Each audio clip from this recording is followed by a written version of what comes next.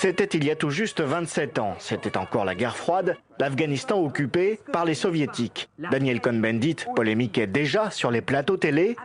Pierre Lellouche aussi, invité en tant que chercheur en relations internationales, il fustigeait déjà les pacifistes, en l'occurrence communistes. Il est très facile de faire peur aux gens. Et s'il y a une minorité agissante qui, pour d'autres raisons, qui sont des raisons politiques, manipule ce mouvement, et dans certains cas, c'est manipulé. Un tempérament bouillonnant peut être hérité de sa Tunisie natale. Pierre Lellouche découvre sur le tard les contraintes de la politique. Jacques Chirac lui offre un siège de député à Sarcelles, en banlieue parisienne.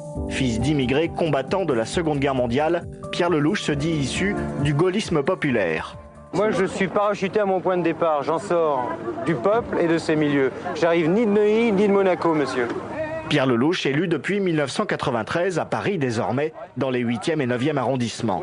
10 ans plus tard, la complicité avec Jacques Chirac se fissure début 2003. Sur fond de manifestations pacifistes, la France refuse la guerre en Irak.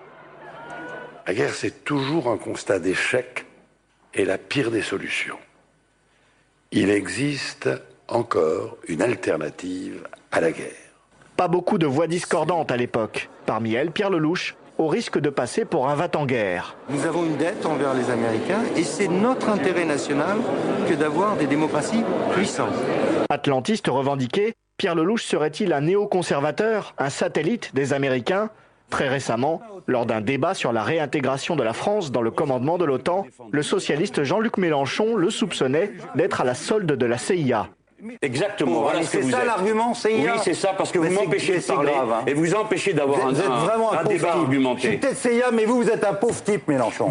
Bon. Impulsif, Pierre Lellouche défend ses convictions, n'hésite pas à braver l'opinion. Ainsi l'été dernier, lorsque 10 soldats français meurent au combat en Afghanistan. Nous n'avons pas le choix de la débandade. Et je regrette encore une fois qu'aujourd'hui on projette au monde entier l'idée que la France est divisée en deux sur ce sujet.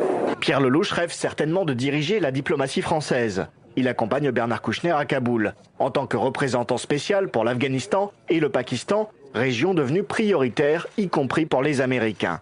Le Pakistan, base arrière des talibans, Pierre Lellouche y était en avril dernier.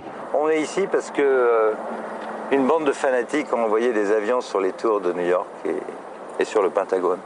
Lutter contre les extrémistes, le trafic de drogue, redonner la sécurité à des populations traumatisées par les bavures occidentales. Pierre Lellouche le sait, sans une aide au développement efficace, les renforts militaires ne permettront pas le retour de la paix.